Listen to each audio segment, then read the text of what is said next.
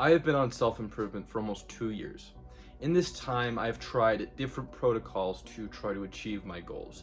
This is anything from dopamine detox and monk mode to a bunch of other of these really niche protocols that maybe not as many people know. But the two most famous ones are dopamine detox and monk mode.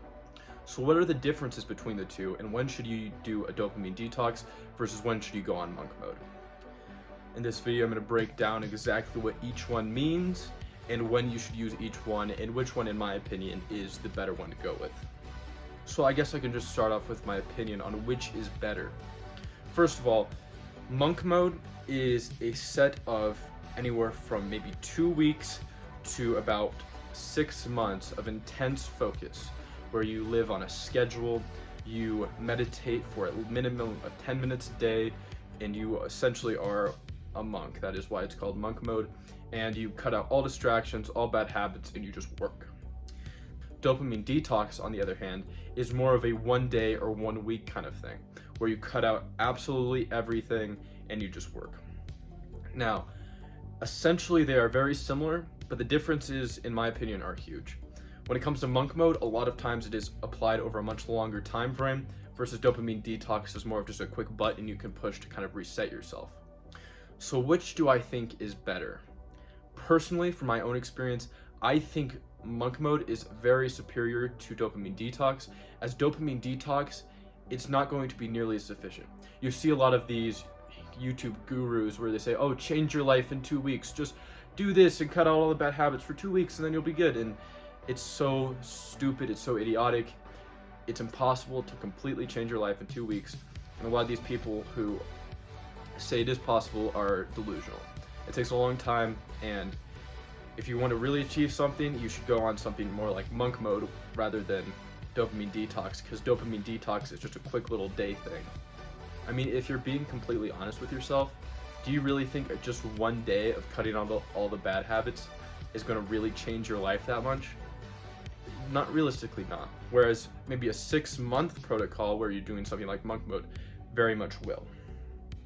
However, that does not necessarily mean I think there's no use for dopamine detox. I really do think there is, and it can help a lot of people who are just starting out on self-improvement and want to start getting into more of this stuff without going on a long 6-month sabbatical from all bad habits.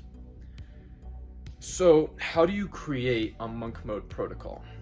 It can be different for everyone, and there's really no one set thing, except I would say the most important thing when it comes to monk mode is meditation.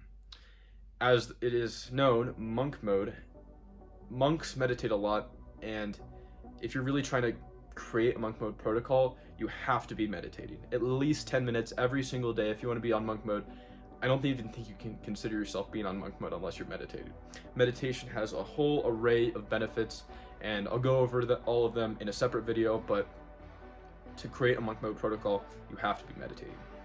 There's some other things that a lot of people implement, like no alcohol, or eating on a super strict diet, or I don't know, working out for 2 hours a day, or some of this stuff, but it really is variable and there's no set one.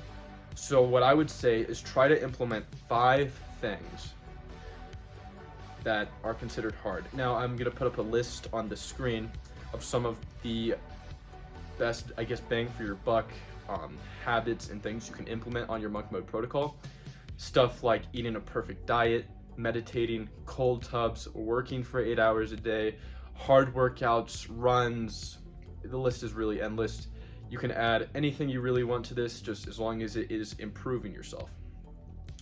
So when would you do dopamine detox over monk mode? Because like I expressed earlier, I way favor monk mode over dopamine detox, but dopamine detox does have its place. I would say you only ever really are going to use dopamine detox if you are very new to self-improvement and you are wanting to just try to start. I would suggest doing a week of dopamine detox where you cut out everything, and then maybe you can add 1 or 2 of the bad habits back, but understand that this is a long journey and you're not going to get some crazy results from just doing a week of meditation. To wrap off this video, I just want to say that doing monk mode is one of the best things you can possibly do to improve yourself. When you are so holistic with self-improvement and you shut out everything, it really helps you just put nose to grindstone and just start working.